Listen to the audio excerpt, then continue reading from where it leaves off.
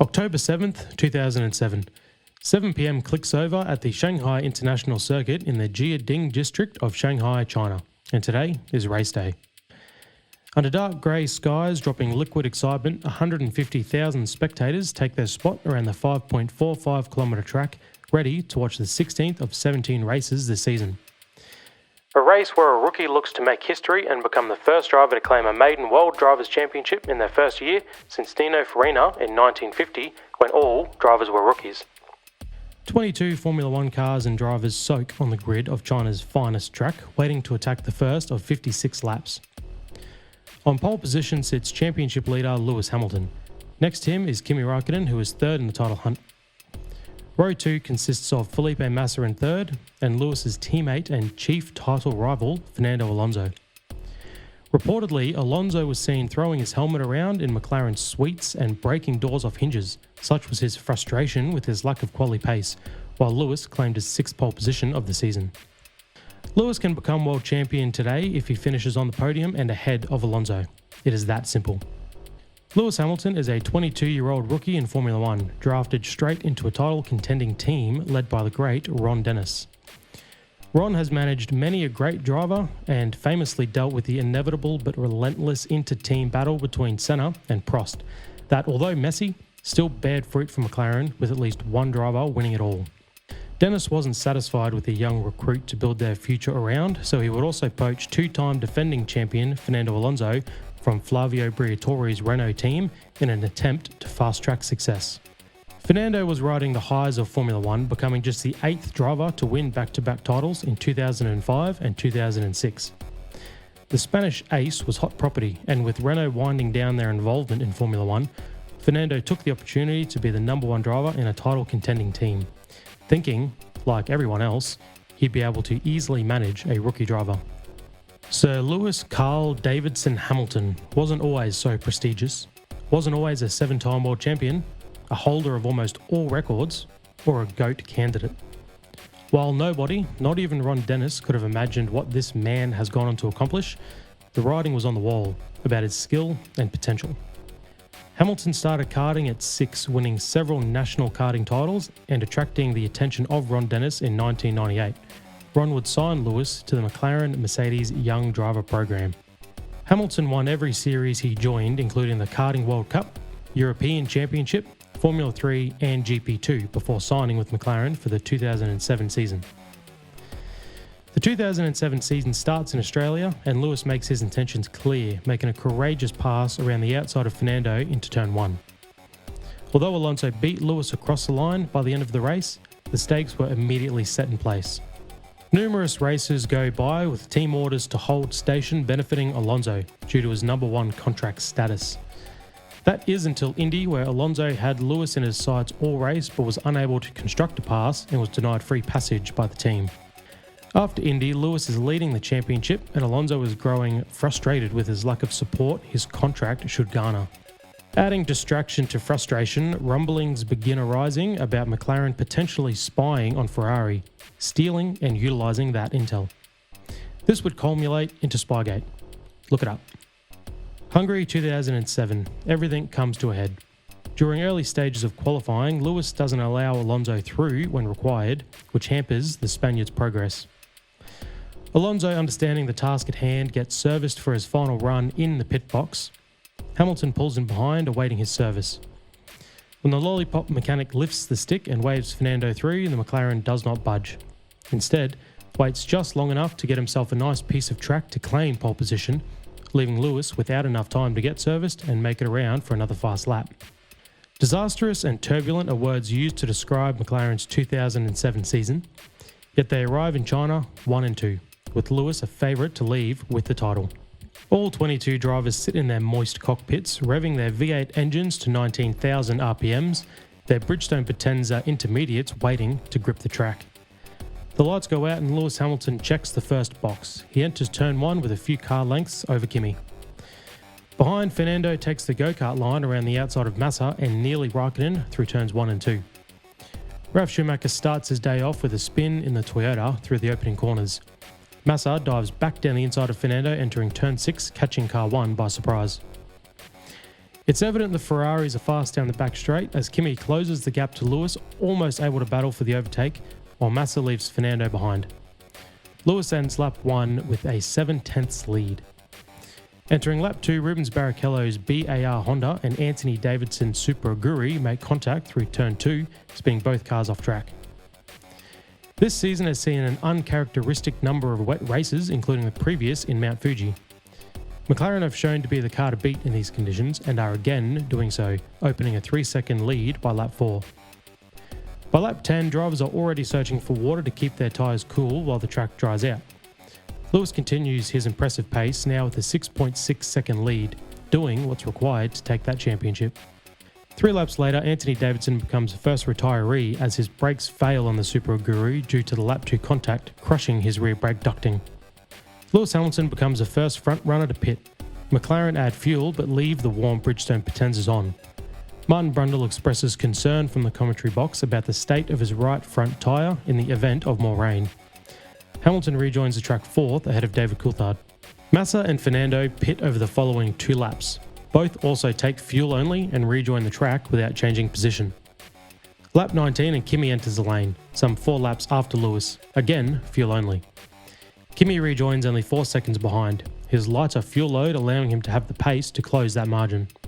With the track continuing to dry, the Inters are wearing through their treads and becoming slicks.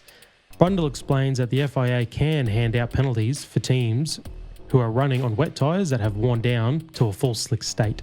Lewis resets the fastest lap with a 1 minute 43.1 and has opened his margin back to 5.4 seconds over the Iceman. Further down the order, the backmarkers show how racy these cars can be and how close they can run.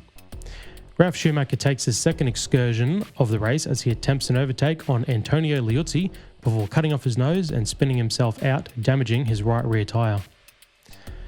Mark Webber is the first driver to brave a slick tyre on a drying track. Mark returns to the track and loses 4 spots instantly as his cold tyres barely maintain contact with the road. With the track now dry enough for slicks but rain on the radar, teams are left with a 50-50 choice on racing for now or racing for later. Fernando generates a great exit from turn 13, entering the back straight, and for the first time since lap 1 has a chance at an overtake. Felipe defends the inside line as Fernando goes to the outside for the hairpin. Massa's tight entrance forces the Ferrari wide of the exit apex, and Fernando executes a perfect crisscross manoeuvre before Ferrari call Felipe in for dries and his last dose of fuel. Not long after this stop, rain begins to fall again, just lightly, but enough to make the track greasy. Hamilton has a moment not caught on cameras at the hairpin as Kimi is now within a second of the Brit, as Hamilton is barely hanging on to his MP4-22, exiting the final corner. Behind Hamilton, Ralf has his final trip off the track at that same corner, spinning off and retiring on the spot. The camera that is shooting Ralf takes a mighty hit as a spiker spins and hits the wall head-on before spinning down the pit entrance. On the following lap, Lewis is still fighting his car as he runs wide at turn 6, allowing Kimi to range alongside entering turn 7. However, the outside move in these conditions is unwise and Kimi backs out for now. Yellow flags fly at the final corner due to the recovery efforts. These yellows hold off a fast-charging Kimi, who looks to be more poised in these conditions, handling his Ferrari F2007 with ease. With the mid-race mark among us, Lewis holds a slim lead as Kimi bides his time. He doesn't have to wait long as Lewis again slips wide, this time at turn 9, and Kimi is given easy passage to the lead.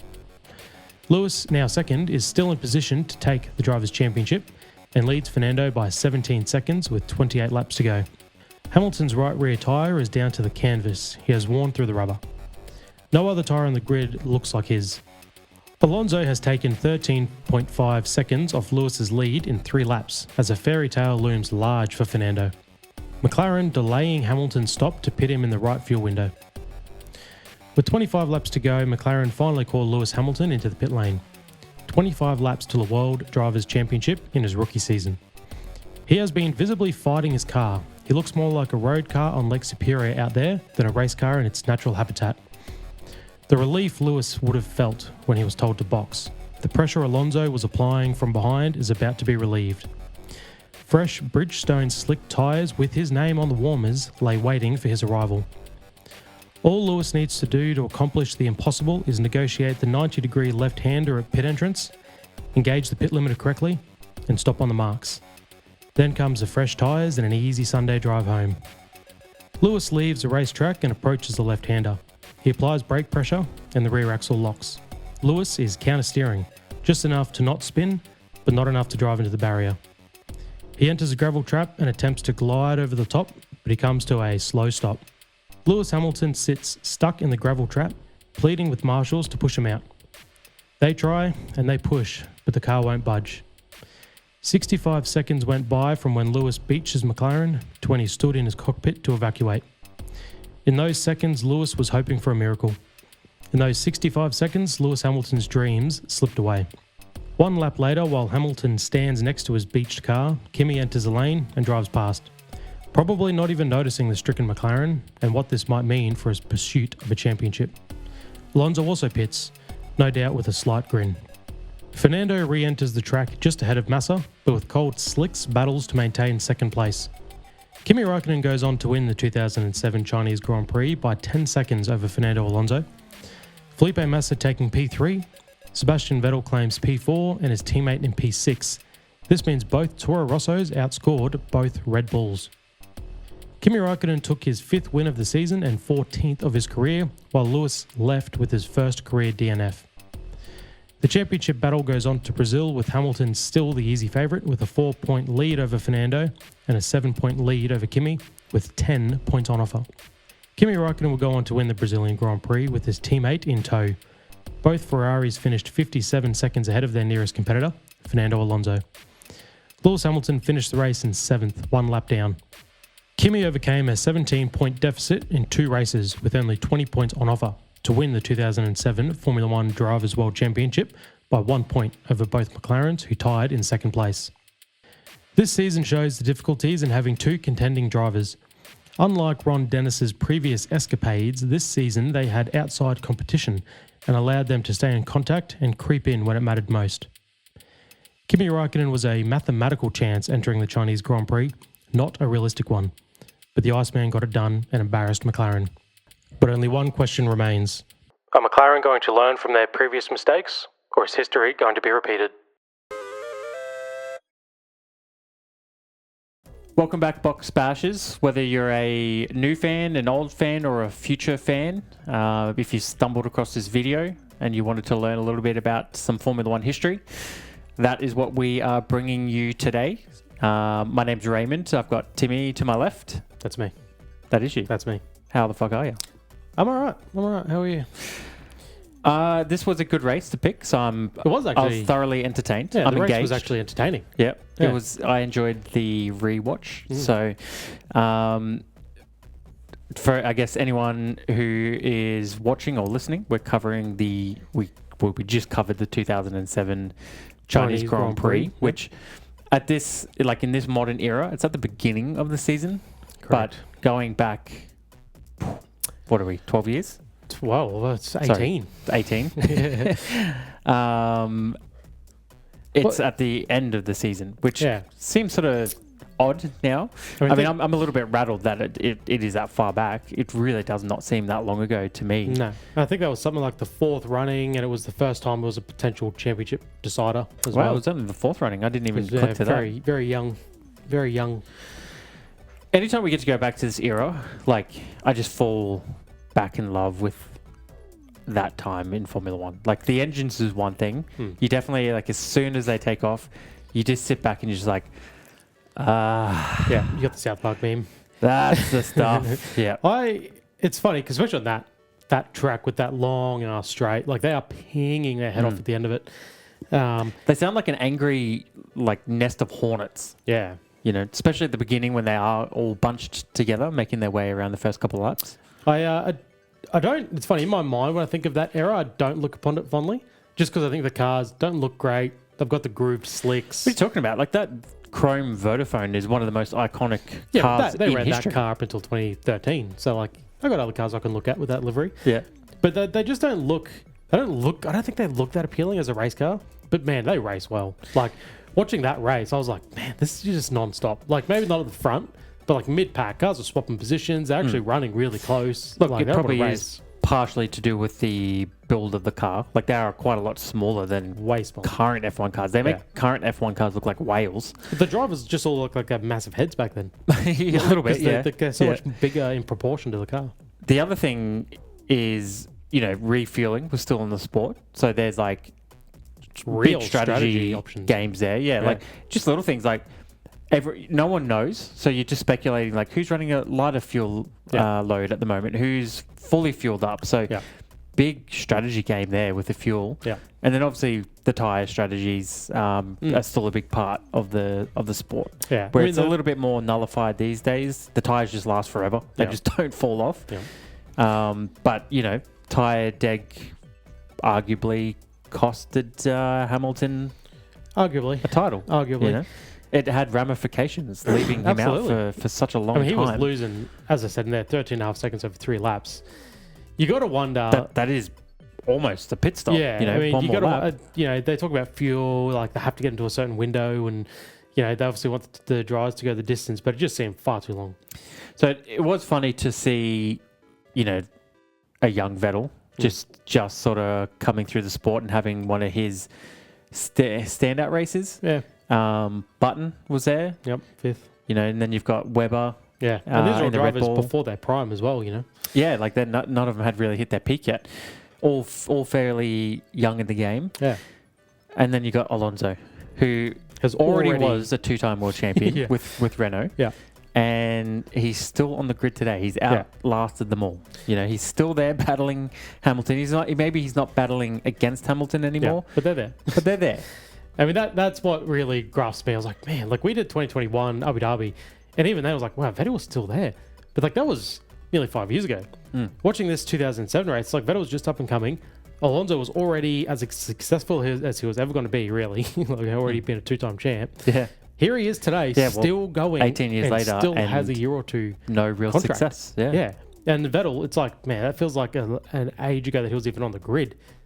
So since that race and since now, he's established himself, become a 4-time world champ, dwindled a square away, retired, and he's selling bees in Suzuka or whatever he's doing. Yeah. And then here's Alonso still going. Like that, watching that race was like, wow. I guess Alonso retired and then unretired. That's true. He did do that. Yeah, we're in the second...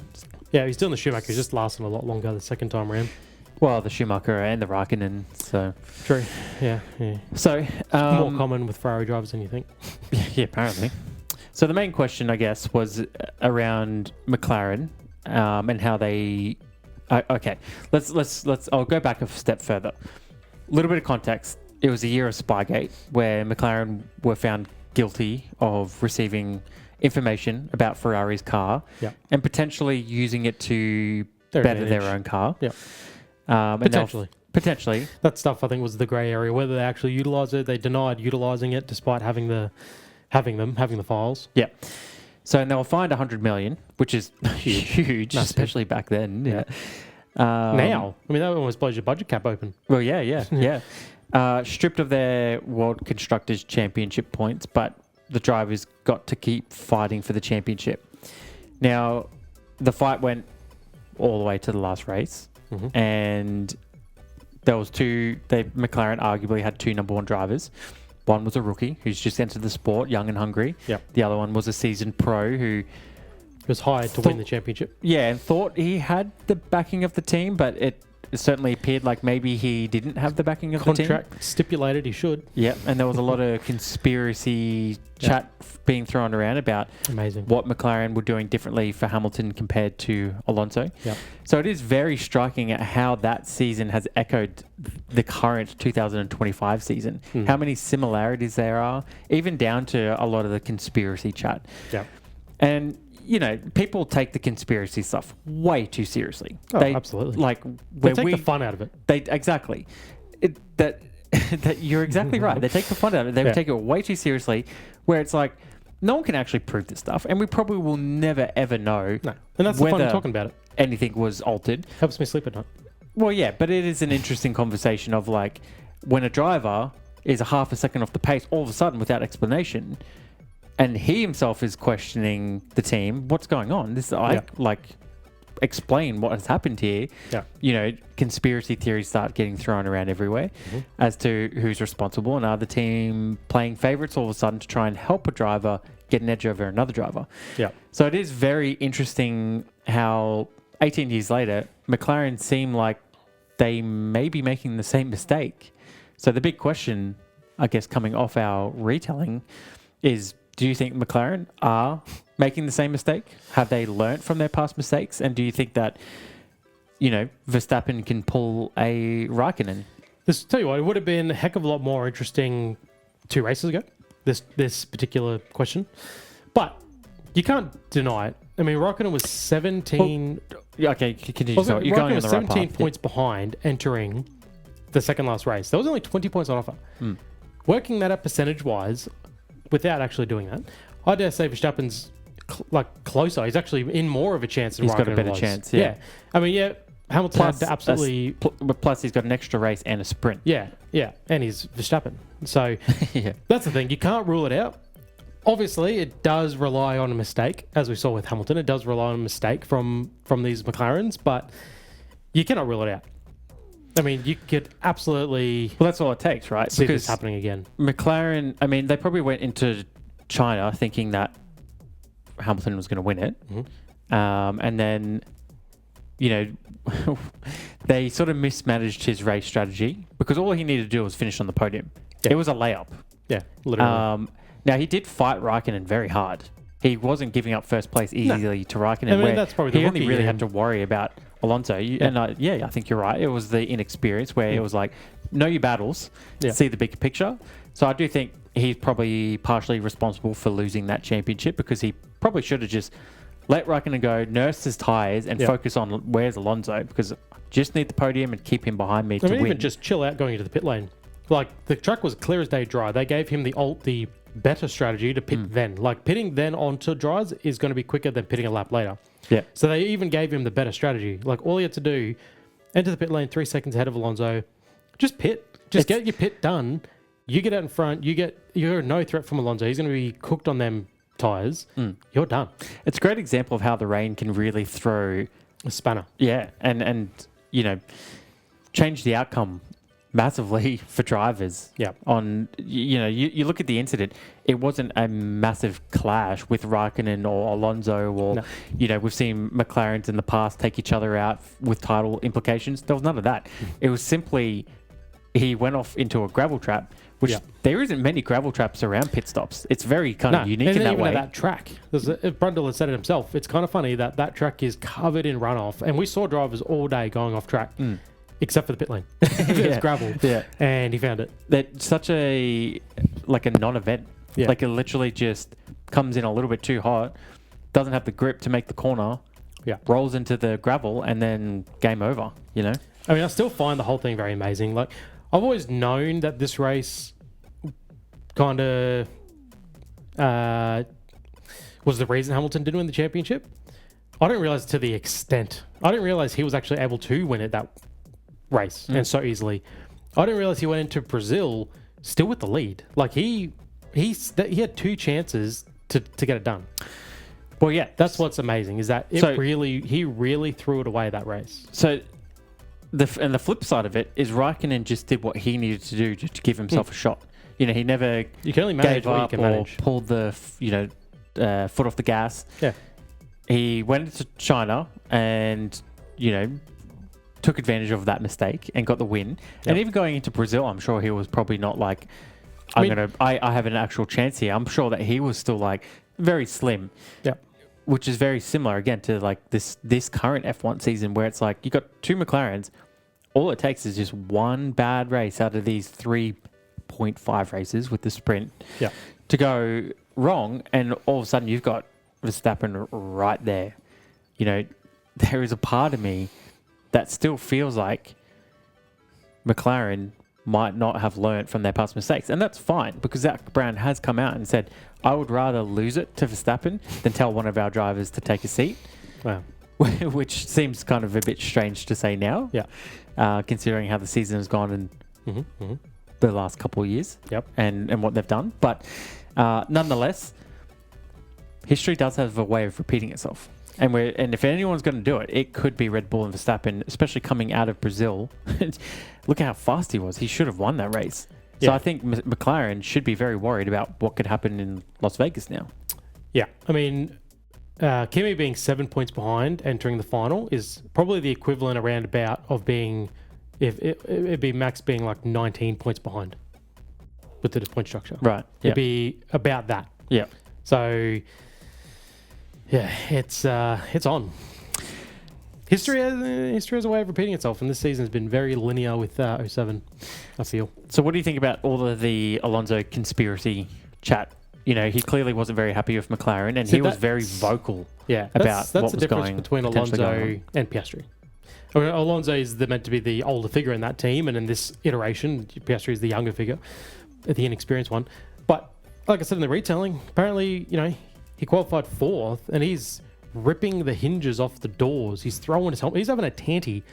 Not because he doesn't believe in himself and he doesn't feel like he has a pace. It's because he feels like the car's not there. What are you doing to my car? You know, that's the stuff that Piastri won't do. And like you said, Alonso bringing up his own conspiracy theories. That's, again, something Piastri won't do. Like, all Alonso is doing is putting pressure on the team to be like, if you're doing something, change it. Or, you know, I'm letting the media know that I feel like something's going on with my car versus Lewis's car. Because I'm a 2-time world champion. I started the season strong, and all of a sudden, I'm falling away out of nowhere. Something has to be happening. Yeah. Especially as, you know, it is different in the sense of he's a 2 times world champion. He's done it before. He's been at those pressure points before. I like he did call out the team. Like, obviously, he obviously didn't have the relationship he thought he did with McLaren.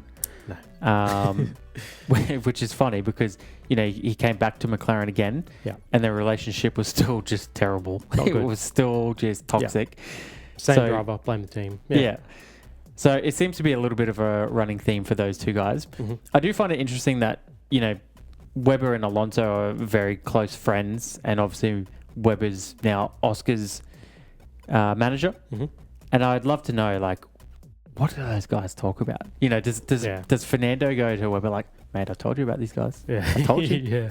I told you you can't trust them. You know, they have a way of manipulating things, or they'll spin things. Like, Zach Brown is the spin master.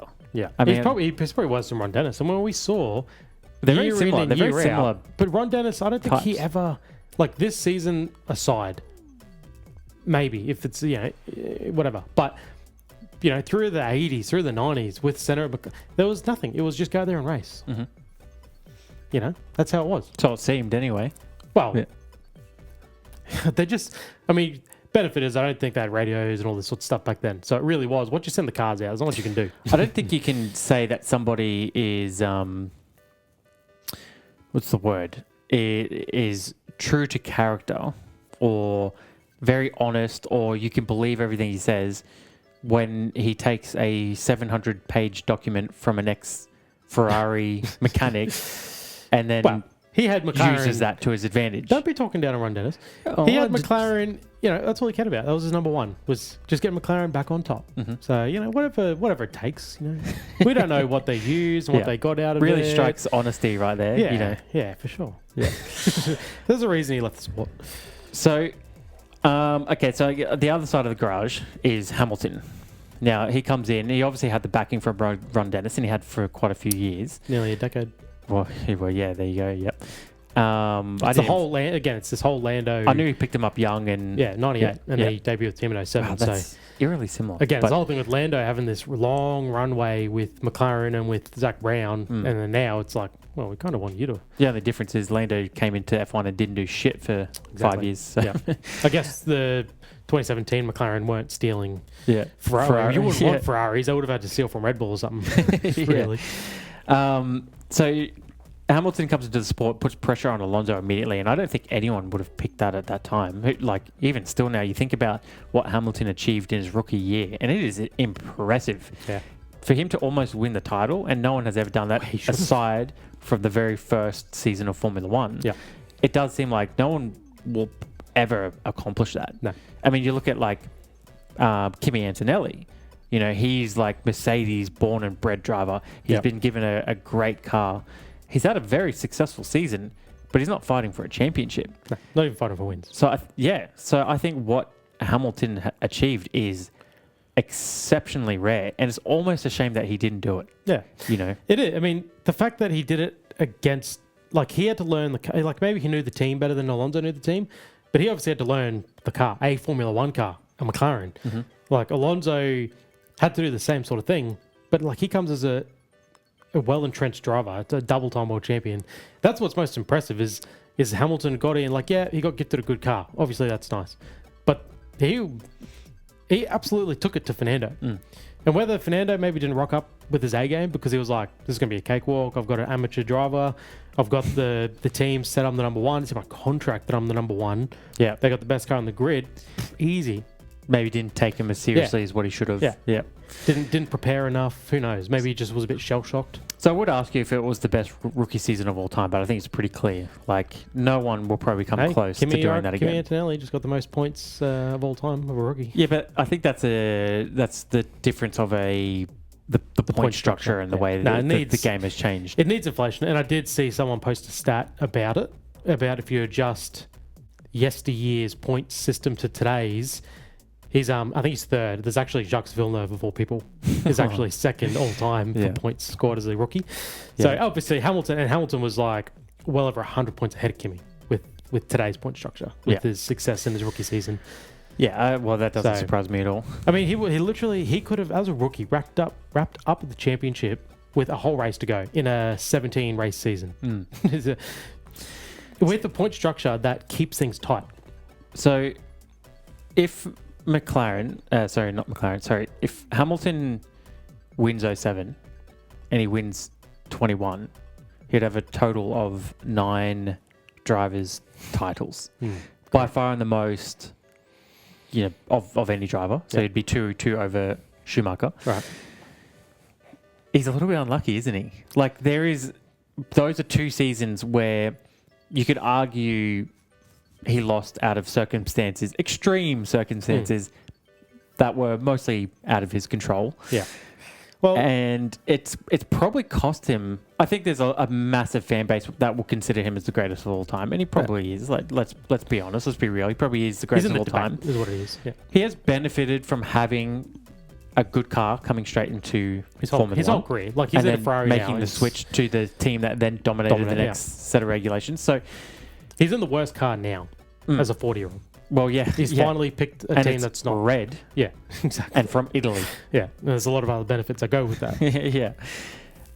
But I guess putting that aside, the benefit of having the car surrounding him, 9 championships. He must feel unlucky that he didn't get those 2. So I think of it, ifs and buts, right? I mean, you got to blame him for 07. Kind of. I mean, this race alone, he makes that mistake. He went into Brazil with a 7-point lead over Kimi. I think he had gearbox issues. So that was out of his control. So he really should have won 07. He really, really should have. I don't actually think I'd blame him. I think I blame the team with their strategy. And maybe the engineer should have been more like... I mean, he was driving around with a busted-ass wheel for a start. Yeah. I think the engineer maybe should have been a bit more clear with Lewis of like, hey, if you want to win the championship, this is all you have to do. Yeah. You know, just back off Kimi, let him win. Let Ferrari win the race. Who cares? Yeah. Let them win the battle so we can win the war. You're right. He should have had, we don't know, but he should have had more coaching. He should have been constantly in his ear, hey, just be careful into the pit lane, like all these things. I mean, a car just spun off and just completely ran down there as well. Like, did that impact it, you know? Yeah, his whole front, the spiker, his whole front nose was off, the brake fluid's all there, you know, there could have been brake fluid on the track. Like the 2 laps leading up before him going off, he ran wide. Like he couldn't get any grip around that corner. He had no grip anyway. So he was already well aware that there was no grip through there. Yeah. When there's bands showing through the tyre, you probably should have pitted 10 laps ago. I think it's he's the driver is in control, and he had a part to play in that. And yes, the team, for whatever reason, left him out just way too long. When you're losing 5 seconds a lap, it's time to pit over your teammate. But then, whatever happened in Brazil, it's like absolutely 07, he really should have won. Oh wait, we know he won that on a final corner overtake. if that's not bad, Massa had already crossed the line. Massa was officially world champion for 5 seconds. He had crossed the line before that move was made. Yeah. That's bad luck. So that's good luck for... So you're arguing that maybe that was so he lost 1 and 1. 1 for 1. So you kind of you equal itself out. I think Massa should have won that. Obviously nowadays all we're hearing about is Crashgate, and that costing Massa his championship. Isn't it interesting that we could have been in a universe where Hamilton wins his rookie season and that would be just go down in history as one of the all-time greatest Formula One accomplishments, but we don't get that. Yeah. And then Massa the next year, possibly wins. Yeah, and he could be the most current Ferrari. Imagine that. Yeah. The guy who played fiddle to his coach, who was Ferrari's last world champion? Wow, Felipe Massa. Yeah. You think of Massa and you think of him as Alonso's teammate. Yeah. And such and such his teammate. He's never the Ferrari guy. So imagine if he, Kimi leaves, someone else comes in, and then he ends up being the man and he goes and wins the championship. Would have been... I mean, I'm happy with Raikkonen being the last. I mean, that's such a cool thing. Yeah. But, yeah. And then as far as 2021, we've covered it off, but here's what it is. Them's the breaks. Yeah, we'll go down a rabbit hole if we start to get into that one. Yeah. There is... I think there is an element that he could have been a more successful driver in terms of the championships and be very clearly by far and away the greatest of all time. But just, I mean, if you want to go down that track, he had a red hot crack at 16. Mm-hmm. He could have won 16. He went to the last race with a potential to win it. Mathematically, he could be a 10-time champion. These are the roads and routes you can go down endlessly. Well, I look at him. He's a driver I do look at. I look at Alonso and I do question, why is he still there? He's now the oldest driver to score points in F1. He'd be the oldest driver to do anything, I reckon. Yeah, and he's ran the most GPs. He's collecting all these weird little accolades that no one really cares about. He's not fighting for wins, and he's certainly not fighting for championships. I know that Aston have picked up Newey, and there's a lot of hoopla. 20 years since his last world championship. Since his last one. There is Formula One fans watching now that aren't even that old. No, exactly, yeah. That he was, like a world champion before they were even born, and he's still there. Yeah. So I do question, what's his motivations? Can he actually bring something to the table for Aston Martin? Whatever. But then I do look at Hamilton, and I kind of think the same thing, because I'm like, he's already achieved everything he can in Formula One. Yeah. The only thing I can think that he's staying and why he would make such a drastic shift late in his career over to Ferrari is to try and get that one more championship to be on top of Schumacher. Yeah. And it just doesn't seem like it's going to happen. And he probably feels like he deserves it. That's what I was going to say. Taking a loss in 07 and a loss in 21, where it was like you had it in your hands. It was there. You're basically celebrating it. Yeah. But then it just, at the last second, it was pulled from you. That must just be gut-wrenching. Yeah. And that must be the motivation for him to be like, all right, Ferrari. Well, I think the other motivation... What can you do for me? Is he must go, I'm a 7-time champ. I've only been in the sport 18 years. You must look at Alonso, and he had 2 or 3 years off, so maybe he's only at 21 years, I don't know. But from his starting date in 03 or something, it's just... You have to look at that and go, I've still got years left. If he's got years left, I've got years left. Yeah. All right, so what else did I have noted down?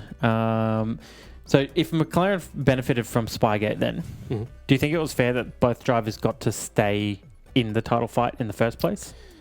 Yeah, so it doesn't make a lot of sense, does it?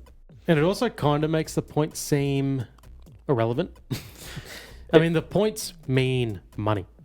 Yeah. 1 point is money. Yeah. You get 2, you double it, right? You get 10, you 10 times. The points are money, which is why McLaren got stripped of their points, because then you don't get your money, you don't get any of your standings for next year. Next year, you're last in the constructors, you pit lane, you're in the worst spot in the grid, everything. But then they still let the drivers, it just goes to show, Formula One don't care about the Drivers' Championship. The teams don't care about the Drivers' Championship. The FIA don't, because the money and the team, care factor is with the constructors. Where do you hit them where it hurts? So let the drivers play for this pretend championship that doesn't come with any money. It's just for them to feel good. Let them keep their points and let them duke it out. But we're going to take everything that actually matters. It's an odd one, isn't it? Because, if the drivers benefited from cheating, then, even though they weren't directly involved, they're an accessory to the fact or the crime. And they're the beneficiary of it. So they should be, in my opinion, removed as well. Yeah. But I read that it was Bernie Ecclestone that basically fought for them to stay in. Entertainment. All he cares about is the entertainment. Right? I was going to say, that's all you it take comes them back to. out of the title, and Alonso It's a probably nothing kicks the season. sads and leaves. Yeah. Like, what's the point of coming to work? I've got nothing to fight for. Raikkonen has a layup. Yeah. So, I mean, how much money would Formula One saved? I mean, not only do they get the $100 million payout, that's 200 points scrubbed off the board they have to pay out that next season. So, all that money, Ferrari won with 202 points. The next team was Sauber with 100 points. Like, McLaren would have been above Ferrari, seeing as they come second each. They tied on second in the points. Like, the amount of money FIA saved that year it would have been huge. I like that you picked this race. I mean, it's an interesting race to watch. There's a lot of implications. There's a lot of storylines. So, probably more fascinating than anything that's going on this season. But I think, for me, it really does highlight that at the end of the day, Formula One is an entertainment product. Yeah. It's all about money. That's all it's about. And anyone who thinks that it's all, they're all nice guys and everyone is, genuine and trusting and there's no like conspiracies and backdoor deals and shit. Bullshit. The sport has just been riddled with cheating scandals. Yep. With sponsorship scandals. Yep. Manipulation. Anyone who looks at this season, the 2025 season, and goes, "Oh, they don't do that. Why would they do that?"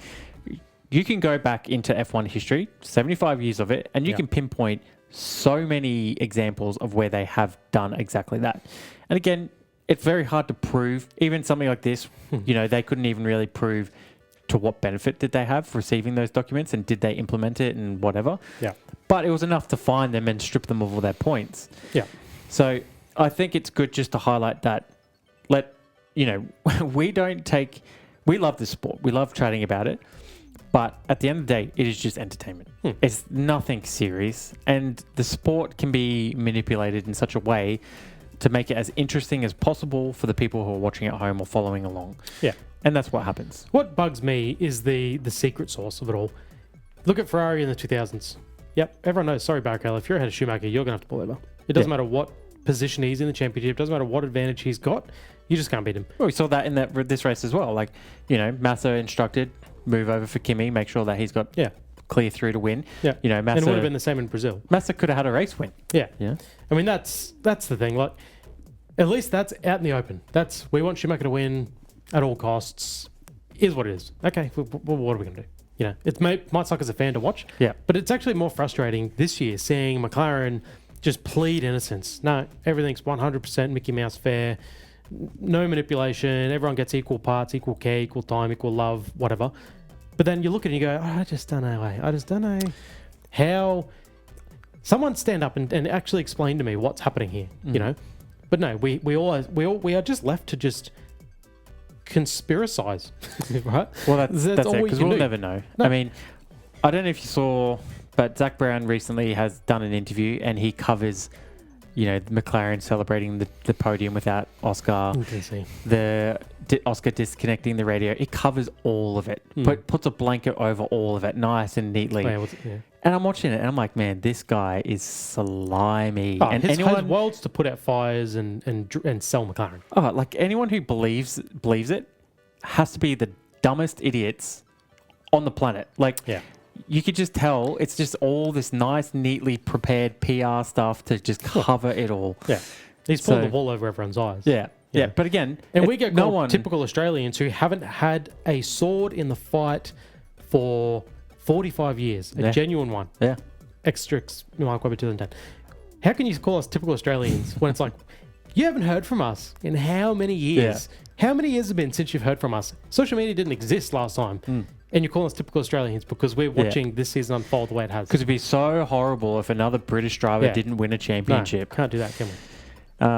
Anyway, this we could go down a very getting worked up. Save it for Las Vegas. I'll end it on this note, I think. Watching this race and sort of covering it and learning about all the implications, probably my key takeaway was I do feel for Hamilton a little bit. I think he was extremely unlucky, and I think it probably gave me just another appreciation for what he has achieved in the sport. You know, I think that was like coming in as a rookie and doing what he did to Alonso and almost winning a championship. I think that is just nuts. But what I really can't wait for is his book. I hope Is it in production? I have no idea. Okay. But It'll come I after. hope that he's kept notes on all his seasons. Yep. And as soon as he announces his retirement, I hope he drops a book and it just covers every season, right? Start from the start. What happened? You know, what happened in 07? What was said in 07? Yeah. His fight with Rosberg. You know, you remember that whole thing of them switching pit crews? Yeah. All that conspiracy, and everyone was like... And he said, one day when I've left the sport, I'll tell you why. There was even another thing. In 07, he was explained as to... McLaren told him something about what was going on, and he publicly said, I know what was going on, but I can't talk about it. You know, like alluding to everything that was going on with Alonso and him and the decisions. And obviously the whole Ferrari stuff. Yeah. That season's 07 is a classic example of, especially being a rookie, when people say, there's always next year. You know, I reckon for him, it would hurt more now than if he was a 3-time champ. I reckon if he's a 3 or a 4-time champ, you go, oh, I got 4 championships. I reckon now he looks back at 07 and goes, fuck me, man. I could be an 8-timer. He's not, I reckon, like, it's like, you're right. He wants that 8th. He's not, I don't think he'd be at home like, I've done everything there is, because he should have had 8. He could have had 8. He's like, a racer at heart. Like now. He doesn't have a wife. He doesn't have kids. Like, racing is his life.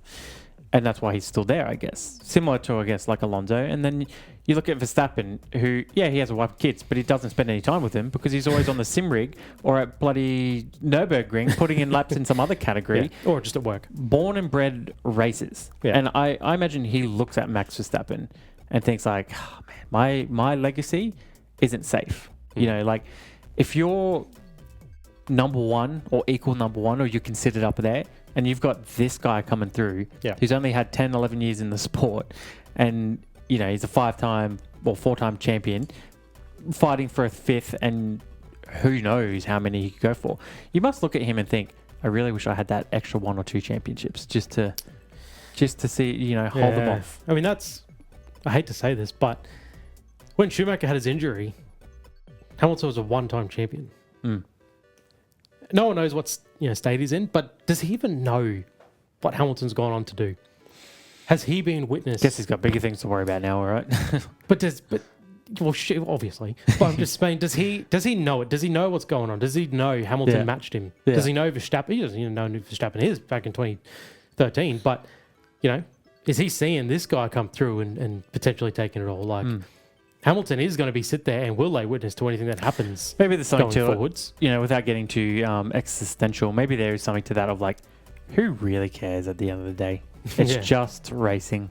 Records are there to be broken is the biggest thing. You know, like you look at we obviously follow a lot of sports, and they'll throw figures like in the NBA. We watch the NBA, and they'll throw a stat about a basketball from the 50s. You might watch that and go, huh, for 2 seconds, and then move on and forget about it. Because it doesn't mean anything today. Yeah. I mean, that's the thing. Kimi Antonelli, it's almost a failure if he doesn't get more points, and he won't. But if he didn't get more points than Hamilton, even on correction and inflation, because he has got 7 more races to do it as well. So he doesn't even have to have a season to go on and potentially win the championship and all that, because he's got 7 more races in the same season to get more points than Hamilton did. I guess I would just argue that the Formula One today is more competitive than it's ever been. Like, obviously we have the cost cap thing. That's always going to And the thing is, who's the best team on the grid, generally, where it's been for the last 5 years? Red Bull. Even if they drafted in someone, they're not going to take it to max. So it's just a perfect storm.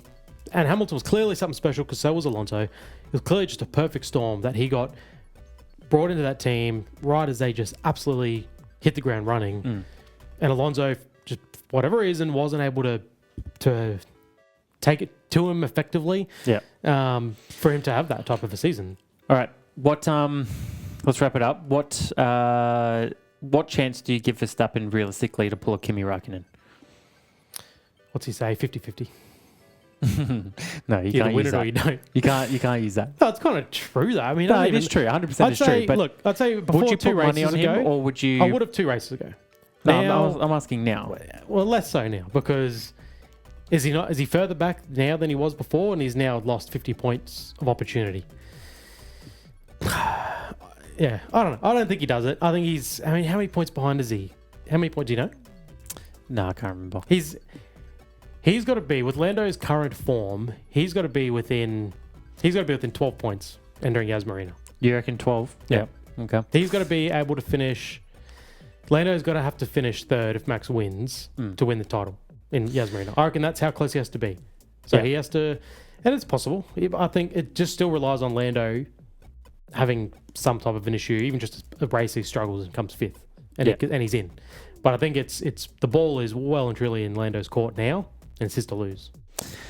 I think the only benefit he probably has is you've got 2 McLaren drivers, one who's found late form and is making a charge. He's basically got one hand on the cup.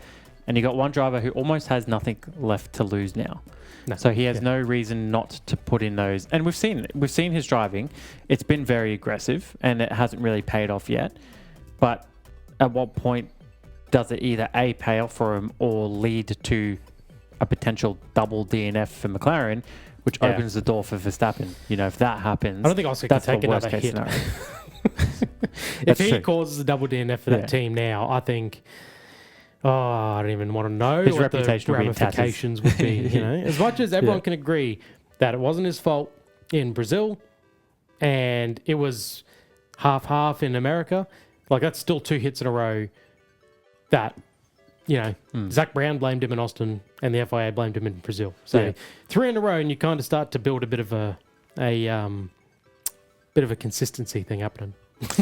All right.